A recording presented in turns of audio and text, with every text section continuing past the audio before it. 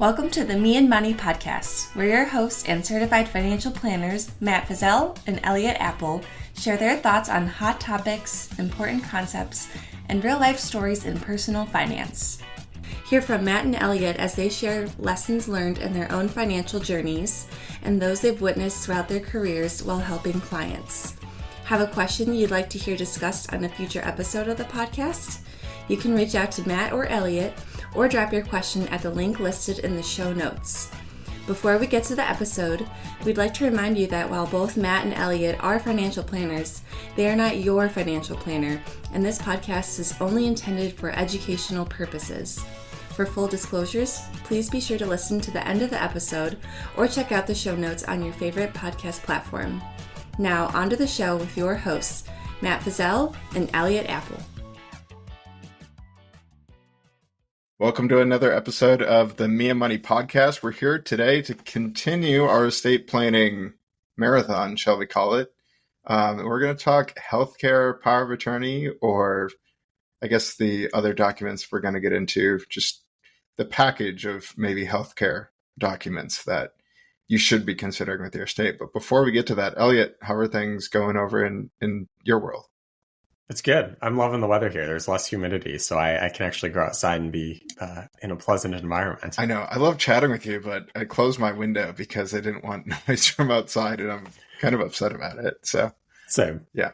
Well, let's get going, shall we? I guess we'll just start like broadly, Elliott. What is a healthcare power of attorney? Like, why should people have one? Yeah, so this comes into play if you are injured or hospitalized in a way and you can't communicate your care. You can name someone to make decisions on your behalf. So it's a big, important document that if you're unable to make your own healthcare decisions, someone can actually step in and make those for you, and hopefully do it in a way that reflects your wishes and what you would want to have done. And I think we're going to talk a little bit more about that, hopefully carry out your wishes and how best to actually make that a reality. Because as we were talking about, Matt, it's not always as clear cut in the document. Sometimes it's a checkbox of yes or no, or I want this, I don't want this. But there's a lot that lives in the gray side of healthcare that's not so much black and white.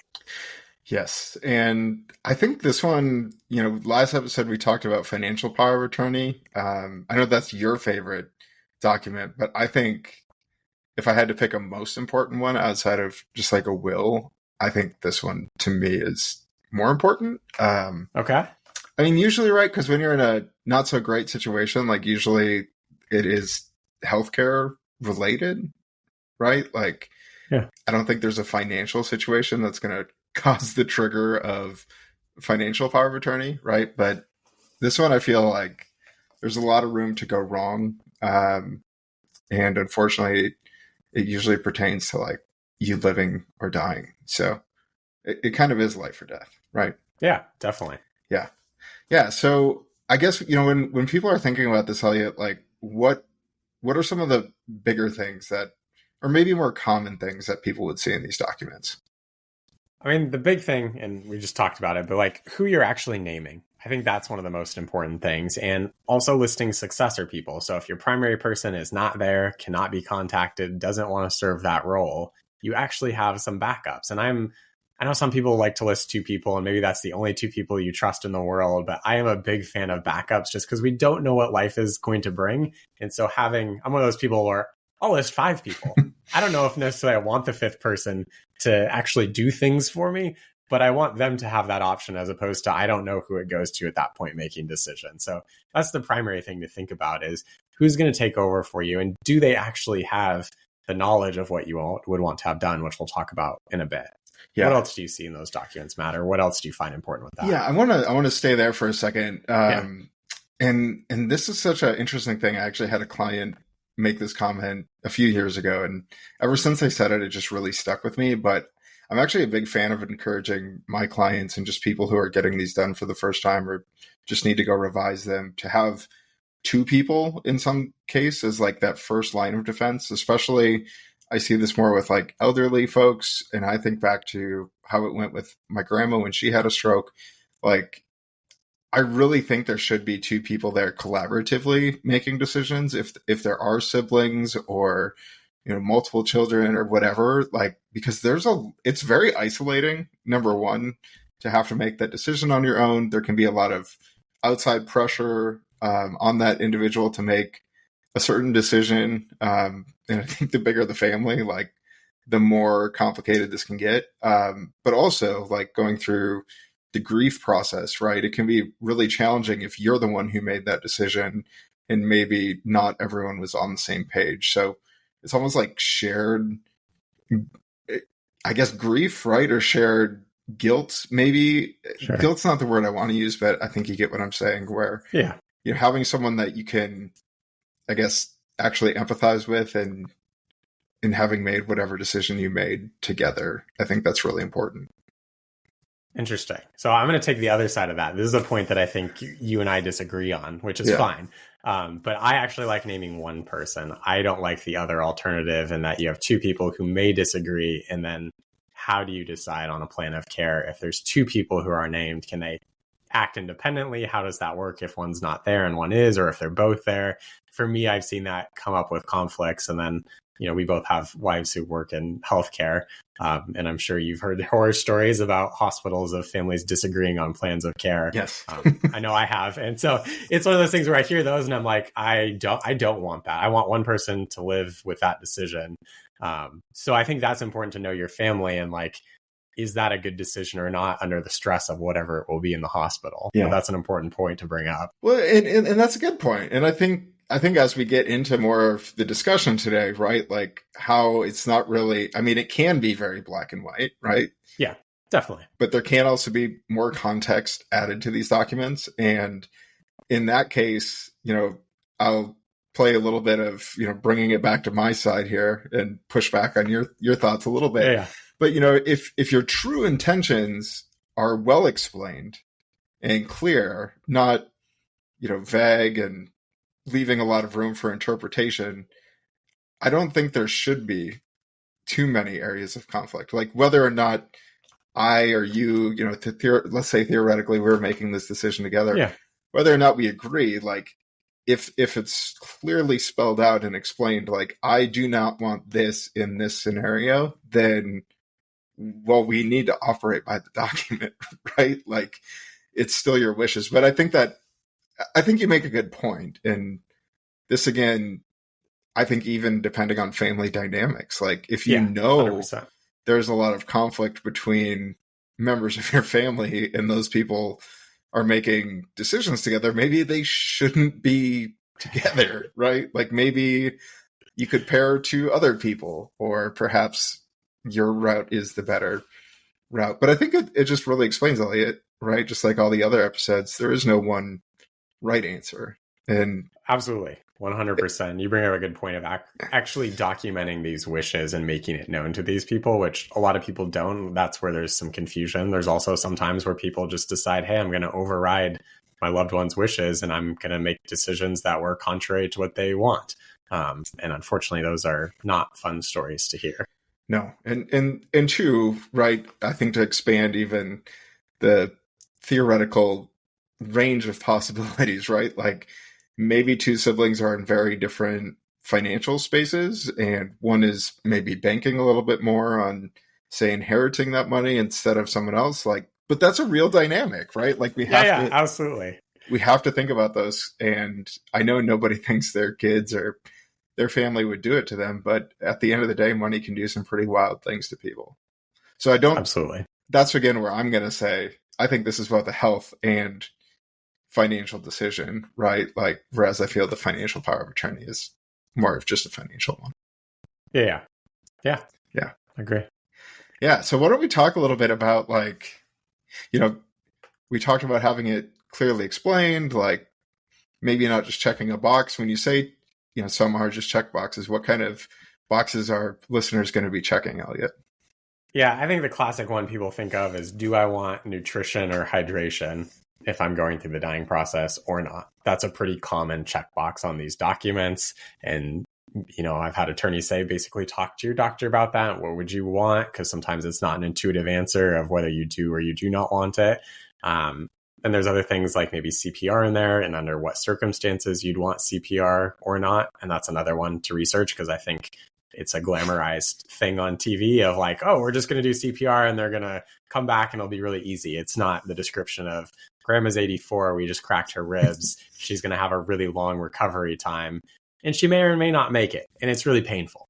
So I think just better understanding what these decisions actually mean in a medical context are super important. And I'm privileged that I have someone at home that I can actually ask these questions to have a better understanding of that. But I think that's where it comes into speaking to your doctor, speaking to medical professionals, whoever it is, to get a better grasp on what does it actually mean when I check this box and under what circumstances does it come into play?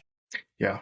Yeah. And I think that goes for, a lot of just the medical terminology. Like we both have spouses in the healthcare field. Like we probably know more than most people, or at least we hear these terms more, but I still have no clue like what some of this stuff is. And not necessarily in the documents, but I think you get what I mean. Like, yeah, we were just looking at some templates before this episode and it's like, well, what exactly does that mean? Like, what is that question? Or are there procedures you don't want done? It's like, well, I don't know. Like, I don't even know what the long list of procedures probably is. Like, how am I supposed to know? And I think too, unfortunately, with a lot of these documents, like when there is kind of that critical life event or critical health event, like that's usually the carrot that gets people to go and get these documents done. So if you are facing that and you came across this episode, I think it's just really important to talk to your medical team or your loved one's medical team and really understand, like, okay, what is the prognosis? Like, what are our courses of action here? What sounds like something we may want to pursue to help beat this or not? And really just making sure, like, we talk about aging well, right? In retirement, like, getting care provided for well is really important too. Yeah. And hopefully you're doing these documents in advance, but if you're not and you're in a hospital setting already, you might go through some of these documents with those medical providers there to update that or reflect the new diagnosis, new prognosis, whatever is happening, to go through it. Yeah. Yeah.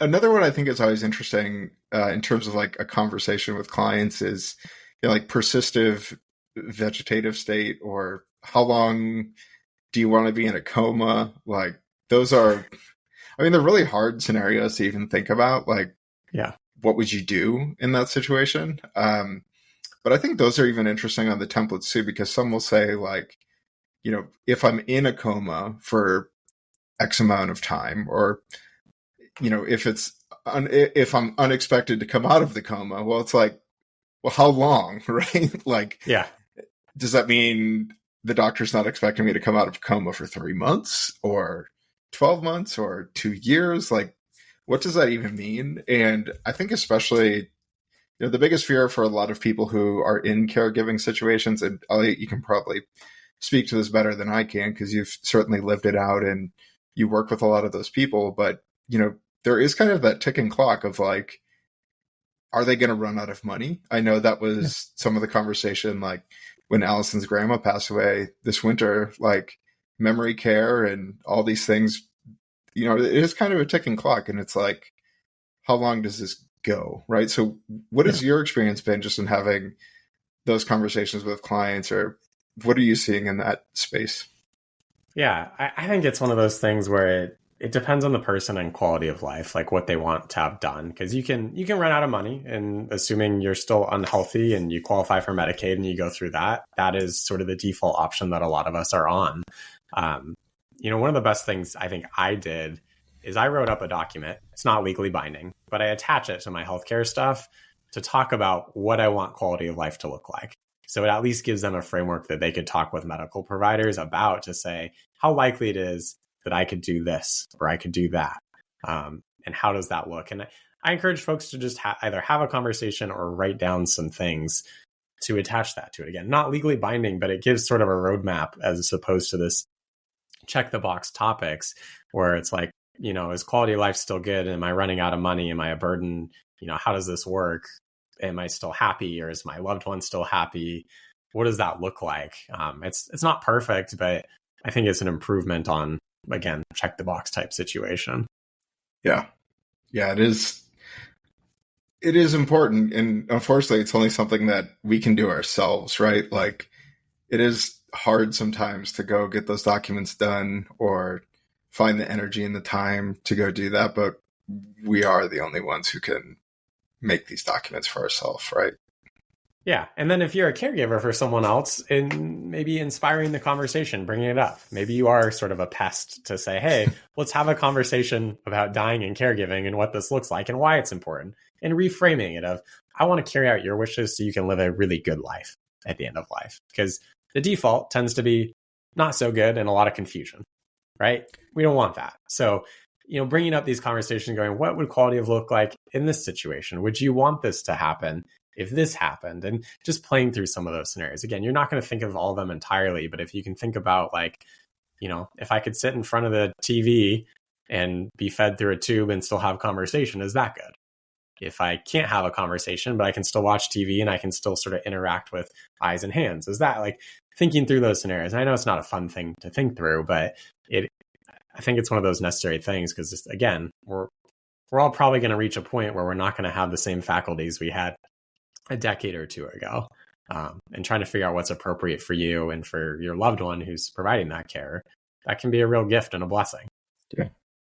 Yeah, absolutely. And, again, the main document we're talking about today is that healthcare power of attorney, but even you and I, again, were having this conversation beforehand.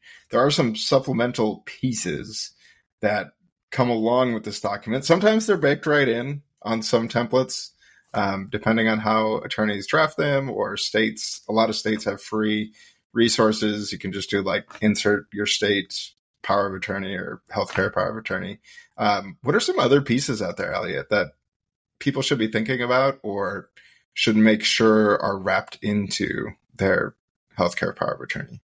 So another common one is just advanced directives overarching that. And I think within that category, maybe an attorney will correct me here, as a living will. I think it's a type of advanced directive. I get these sort of confused in what we call them and which falls under that. But basically further instructions of what you would want to have done under certain circumstances.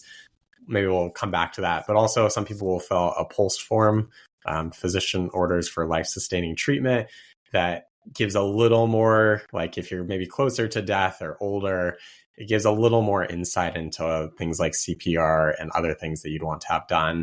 And then for people maybe closer to the end of life or just not wanting medical care anymore, maybe a DNR form or a do not resuscitate form. So those are ones as you age are really important to have conversations about. My dad redid a POLST form every few years or so during his cancer journey. And I went back and looked at them. They did change a little bit depending on how life was going and what his prognosis was like.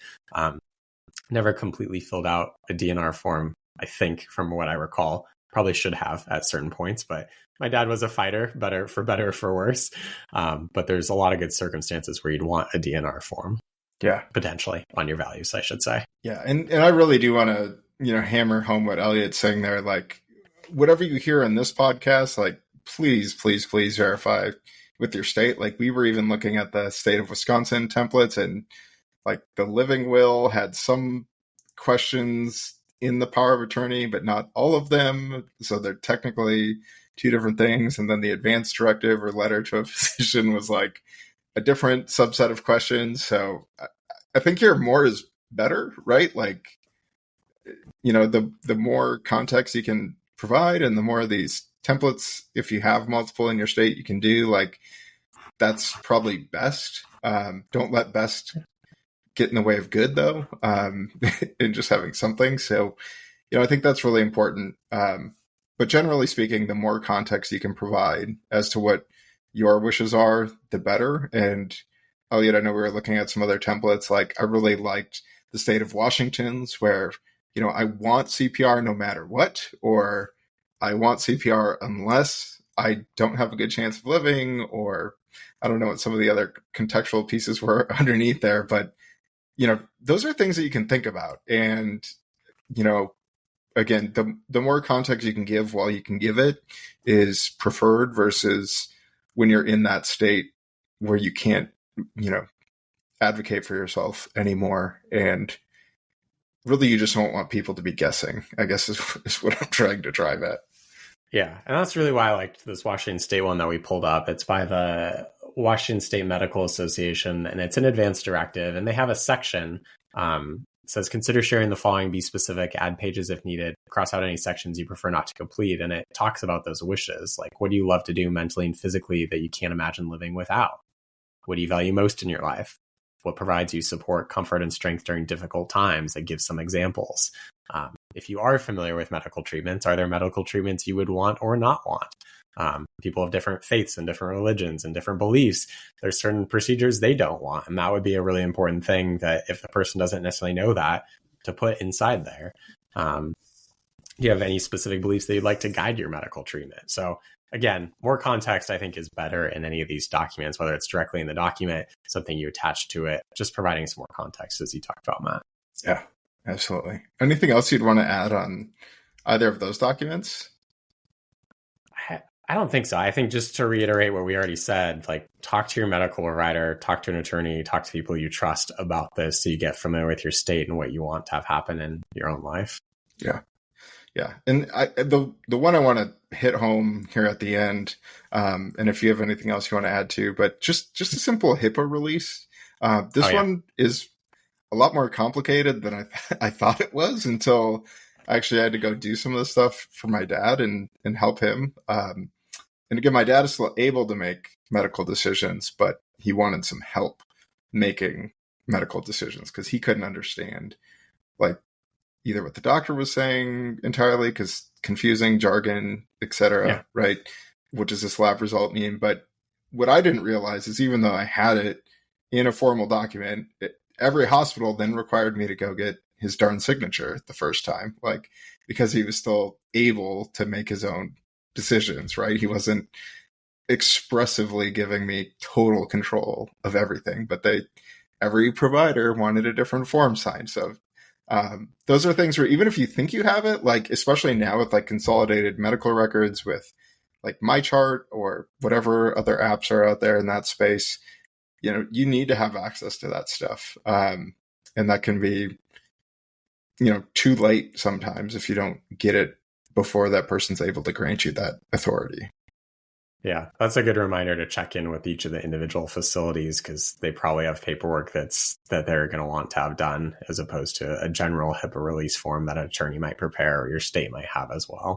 Yeah, because it is a checkbox or language in most healthcare power of attorneys, but even some of those older templates, like, they don't necessarily say electronic records, and that's a whole different ballgame when it comes to HIPAA release. So it's one of those things. It's probably more or less of an issue now, right? Like, with everything being so digital everywhere all the time, but it still is an issue. And there are still providers out there. I'll never forget this when I lived in Texas that did not have a MyChart and they only had paper records. And it was just like, wow, how are they functioning? But anyways, if you're in a care situation, especially if it's already like a real thing, just understanding what each person in the care chain really needs to allow you to access that information is super important.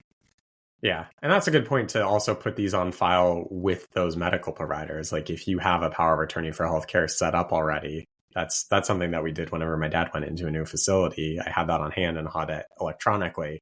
Here it is, just in case, right? It's not, we need it right now, but we don't want to deal with it later when there is an emergency. Yep. Yeah. So the big themes here, like, be as detailed as possible, be proactive, as in, if you're having questions or don't know the answer to some of these questions, really good time to revisit. I guess one other thing, Elliott, like, how would you like approach having these conversations with the people you're putting in place? Like, do you have any, because it is kind of a weird thing, right? Like, sometimes it can be scary to ask people or uncomfortable. Like, do you have any tips for how to approach this with the people who are going to be in charge of your healthcare?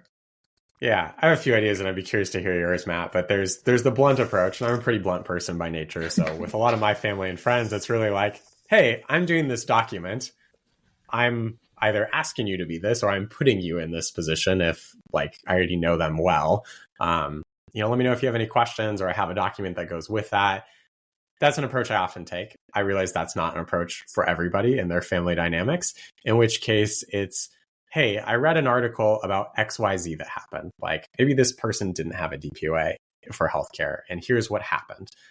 Or I was talking to my attorney, I'm updating my estate plan. Here's why it's important. Do you have some time to talk about that? I always like to use different examples, or blame it on the financial planner. My financial planner said I should get this in place.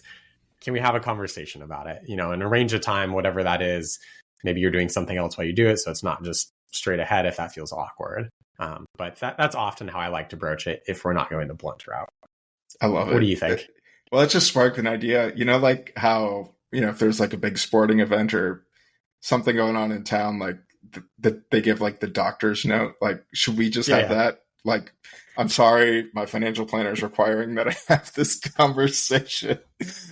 I'm good with it. I don't know. That was just a funny idea I had.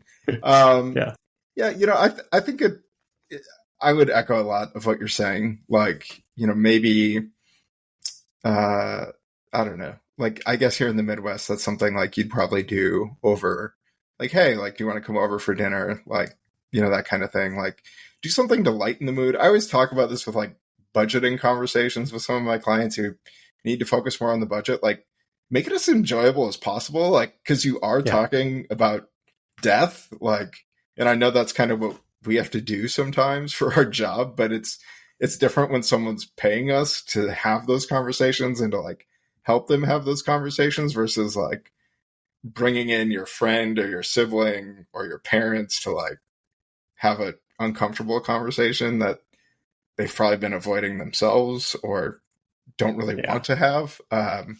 So I don't know, just find a way to make it enjoyable. It doesn't have to be like this big party or anything, right? But I forgot.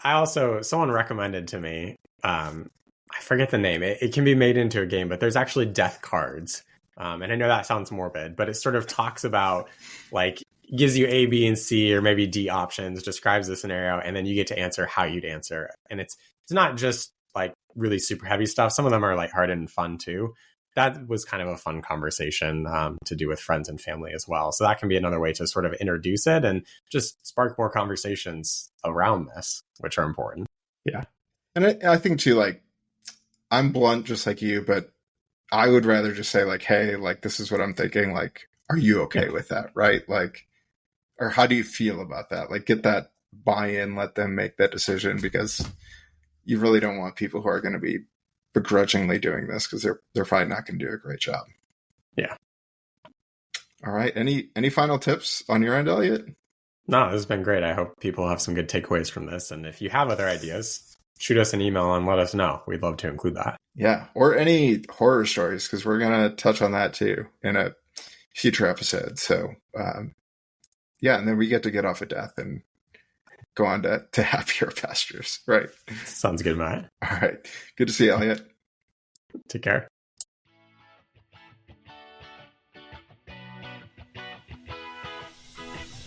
Thanks for listening to this episode of the Me and Money podcast. We hope you enjoyed the show. Have a question you'd like to suggest for a future episode?